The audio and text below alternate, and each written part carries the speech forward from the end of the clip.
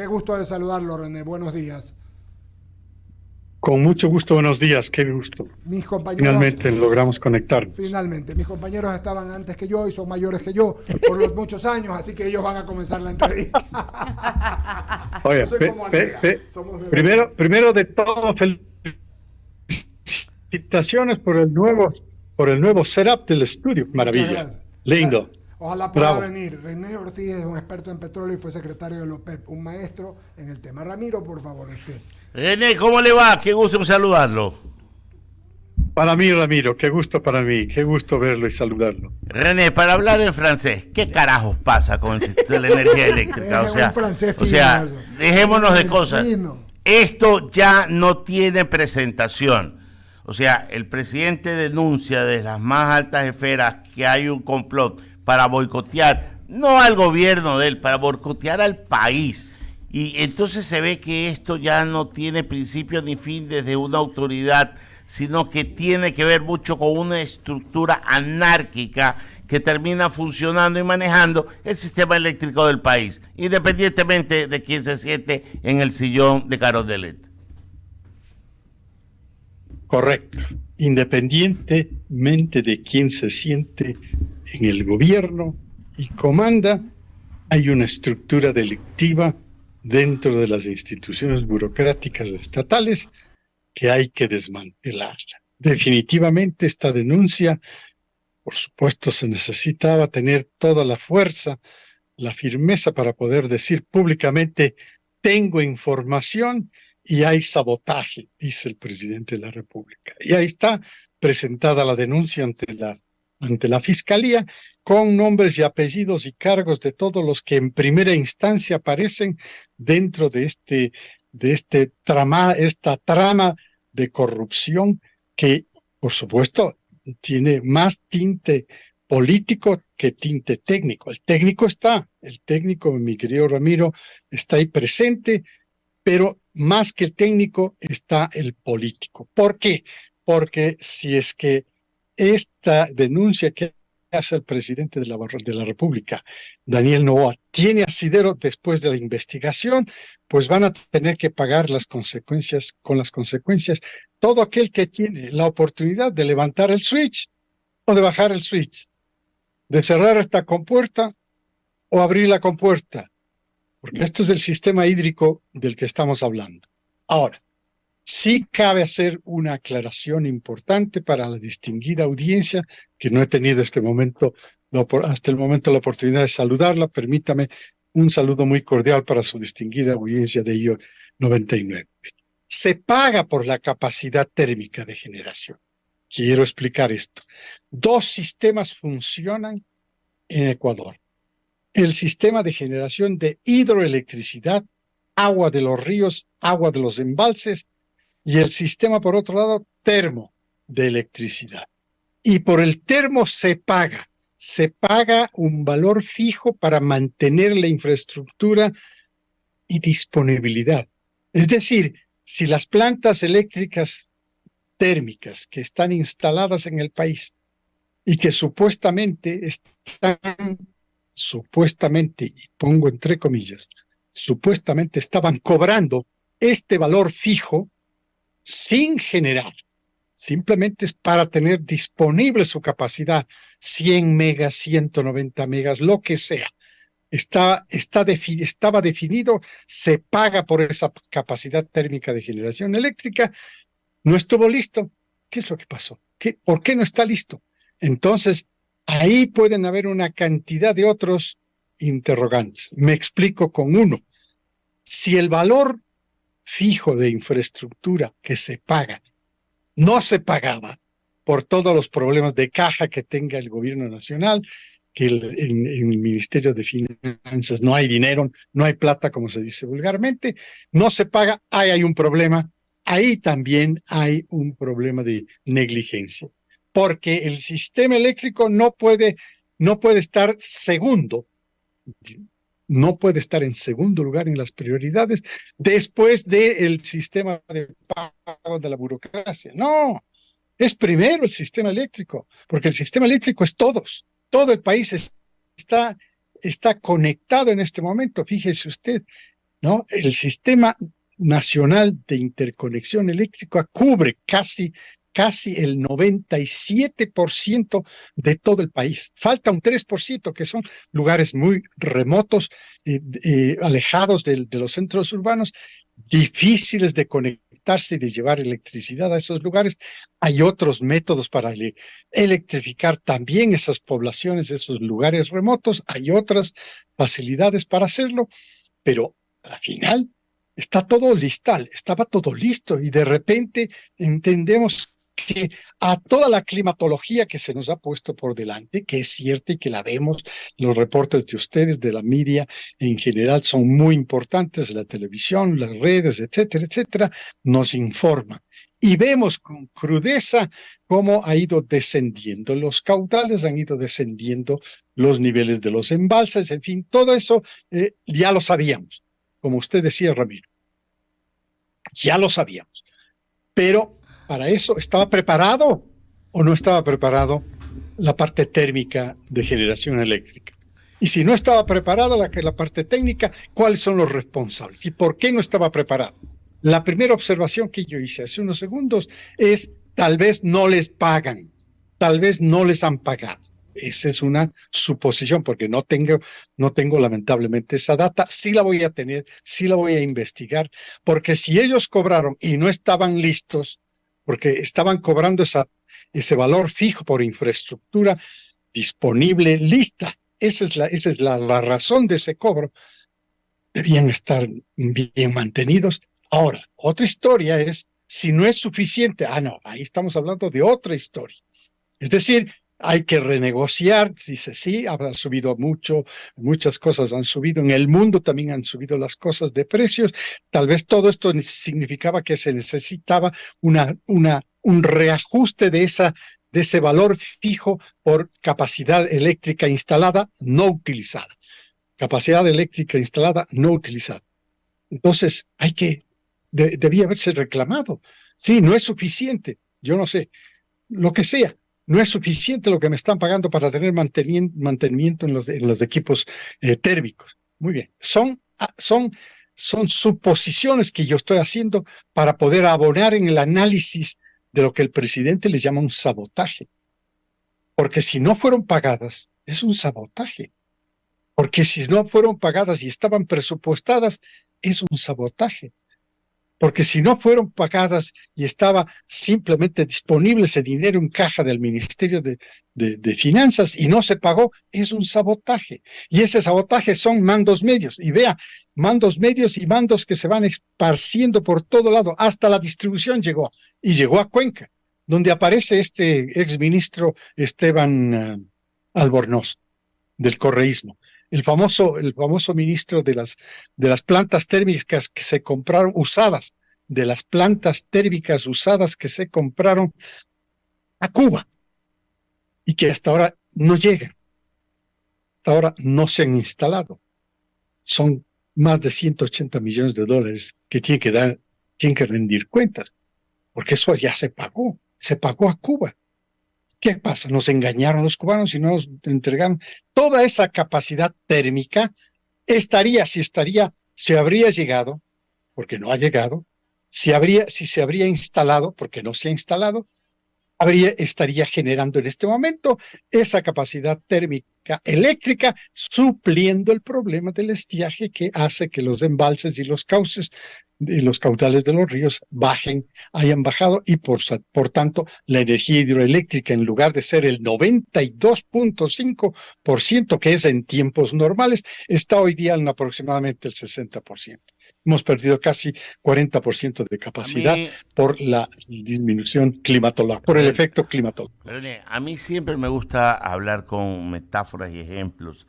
Y resulta esto es más o menos como que lo sentaron al presidente de la República en su Mercedes-Benz, tenía 3 llantas bajas y la llanta de emergencia desinflada. Y resulta que a los 200 metros se quedó botado. Y resulta que no sabía a quién pedirle cuentas y se fue contra todo el mundo. Entonces, esto termina siendo una responsabilidad ¿de quién? Últimamente es del jefe de Estado. Ya, Por eso él reacciona así, Ramiro.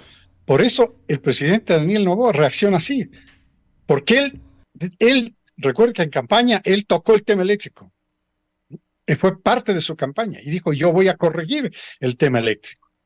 Y claro, para corregir el tema eléctrico no es que él tiene que ir a corregir el tema eléctrico, tiene una cantidad de gente, toda la burocracia gubernamental, tanto la ministerial, en mi caso el Ministerio de Energía y Minas, como también la burocracia de las entidades estatales como CENEL, CELEC, Transelec, CENAS, etcétera, etcétera. Toda esa estructura y todas las distribuidoras, que las distribuidoras son las que llegan finalmente al consumidor con la electricidad en Cuenca, en Guayaquil, etcétera. Ellos, todos estos, estaban informados de la política del presidente. Voy a cambiar esto. Y no se ejecuta. ¡Ey! ¿Qué pasó aquí? No se ejecutó.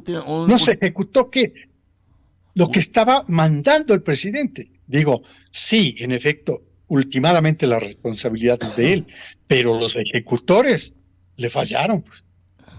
Listo. Mi última pregunta y se lo paso a Jaime Velázquez. ¿El estiaje colombiano es un estiaje político o es un estiaje real? Porque lo que yo siento es que Colombia no nos quiere vender la electricidad. Y yo acoto, René, usted no solamente siempre político, está René, sino muy ideológico acertado, también. Ramiro. Perdóneme, René, yo también acoto a Ramiro.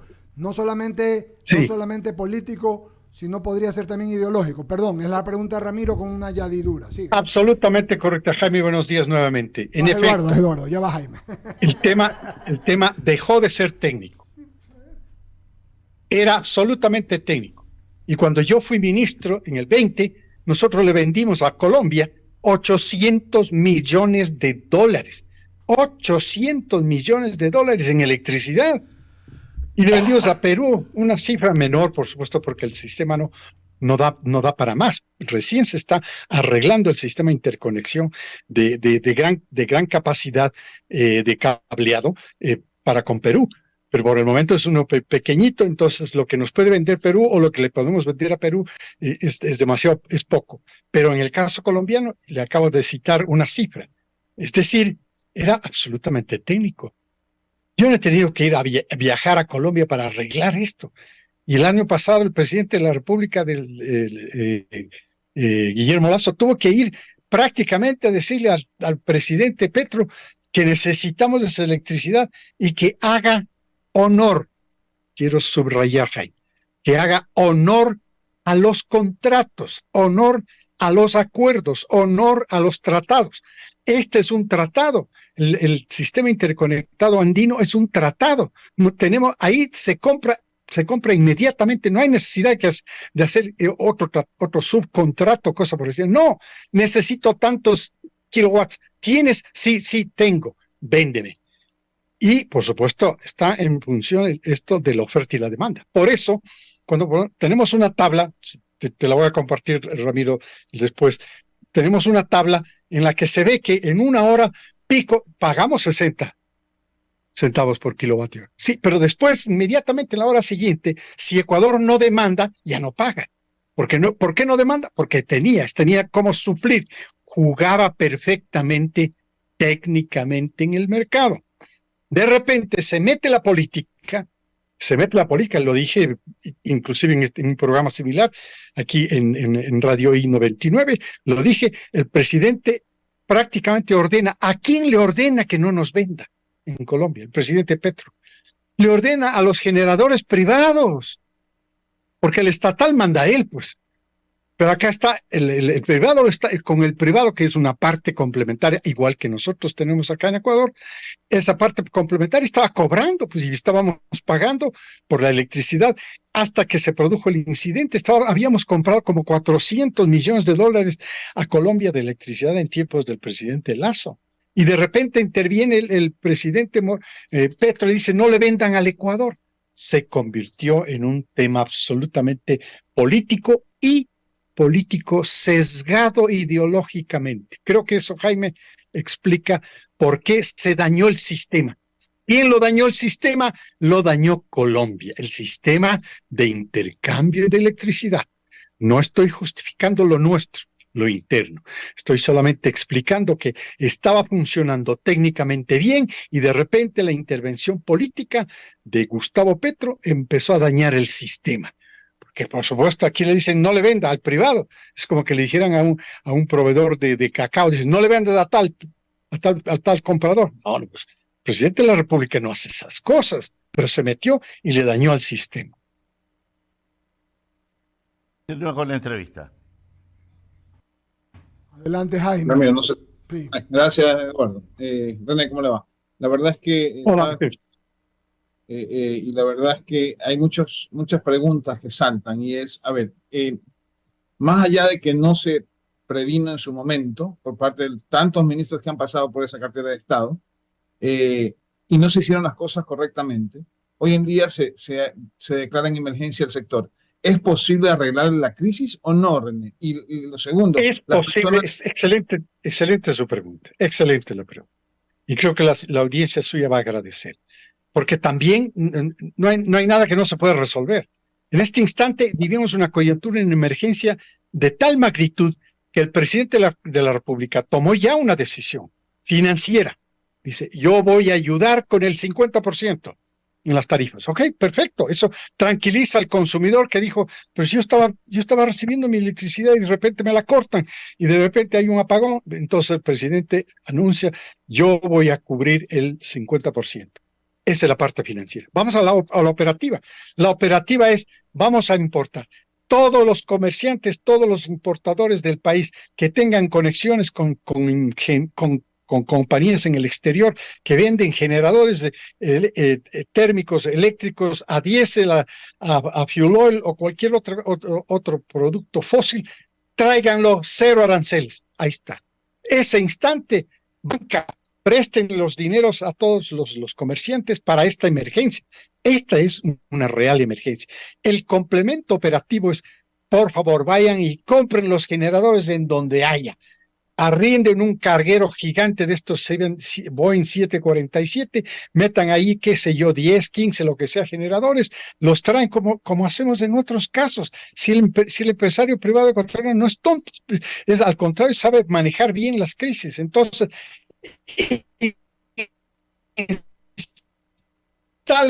instálelo. Compre el fuel oil, lo que sea, y venda la electricidad que necesita el país. Ahí está el complemento, es operativo.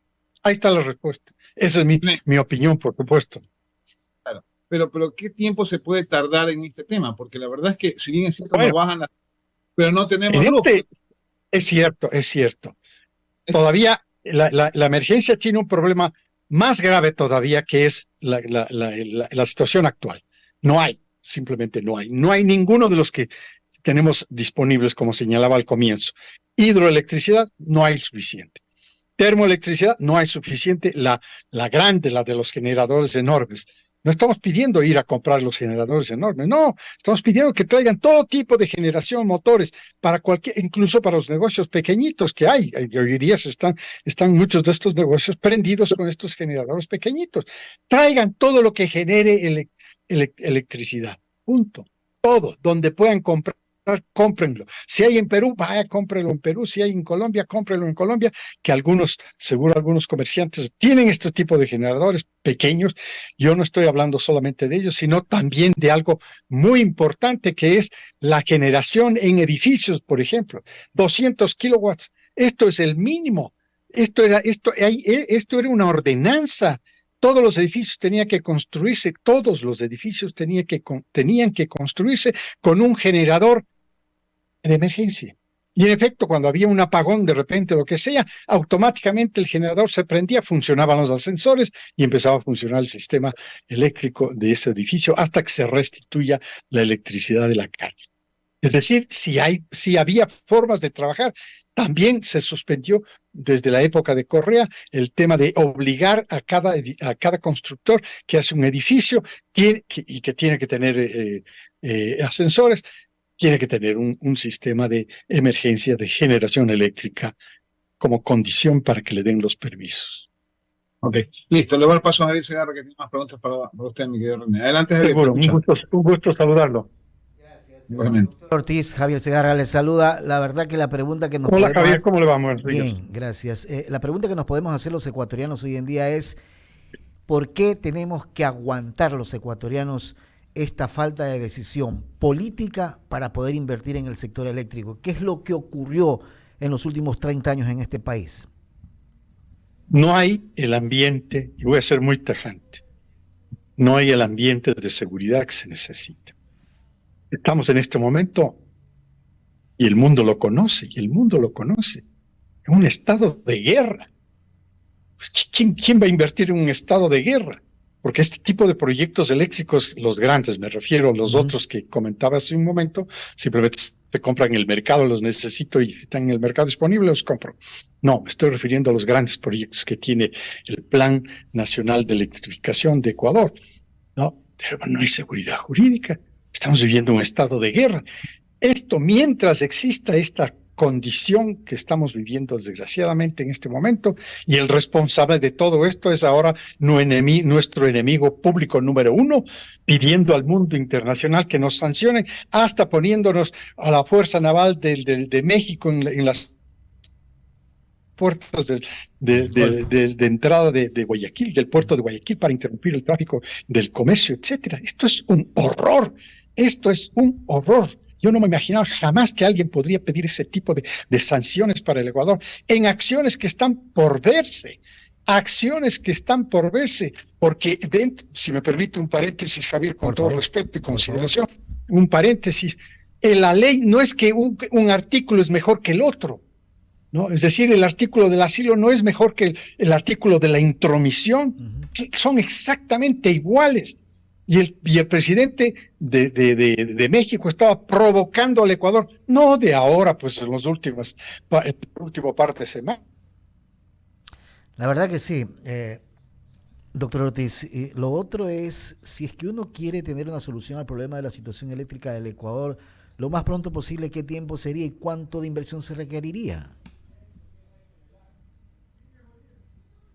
Doctor Ortiz, ¿nos escucha? Parece que tuvimos un problema del contacto con el doctor René Ortiz, que estamos dialogando a esta hora de la mañana. Vamos a retomar la conexión. Y créame que esto de la falta de energía eléctrica es la que está generando una situación complicada. Doctor Ortiz, ¿ahora sí nos escucha ya? Aquí con unos enemigos que nosotros creíamos que podrían ser así malos. Son enemigos, son malos estos enemigos que tenemos que son el correcto. Es increíble, ¿no? Le voy a pasar a Andrea González, doctor Ortiz, para que continúe con la entrevista. Buenos días, René, ¿cómo vamos? ¿Sí me escuchas? Se fue Está desconectado. Yo creo que lo despedimos a René con el tema, en realidad el tema de la luz energía. Afecta muchísimo con las entrevistas, claro que sí. Ramiro dijo que le íbamos a regalar unos megas de mañana. Sí, porque está abajo de Ojalá, mega. porque sabes que es importante, porque Andrea me hablaba el otro día de las plantas, de la luz solar. Sí, justamente eso quería acotar a lo que decía René, y a eso iba mi pregunta. Él habla de traer como se pueda, ¿no? Estos generadores a diésel, que son realmente, sí, lo que más hay en el mercado, lo más barato, pero lo barato sale caro al final del día. Y si bien puede suplir ahorita una pequeña emergencia, ya existen, incluso pueden entrar a estas páginas de compras internacionales Alibaba, como por ejemplo, donde incluso se envían muestras gratis cuando un gobierno está interesado en una compra pequeña, mediana, de este tipo. Paneles solares, o sea, generadores que funcionan con paneles solares, es decir, lo cargas durante el día y en la noche tienes almacenado dentro del generador. O sea, es energía limpia, ¿verdad? Es energía y sobre limpia. todo que es sostenible porque no necesitas comprar el diésel para que funcione, es decir, lo vas a poder utilizar todo el tiempo. Limpio, barato. Así es. Y carga con el sol. O sea, tú dices que de una vez que esta crisis sirva para reconvertirnos en energía solar. Así es. Creo que ya tenemos en línea a Karen Sichel, quien es constitucionalista y nos va a comentar el tema de la consulta popular. Quiere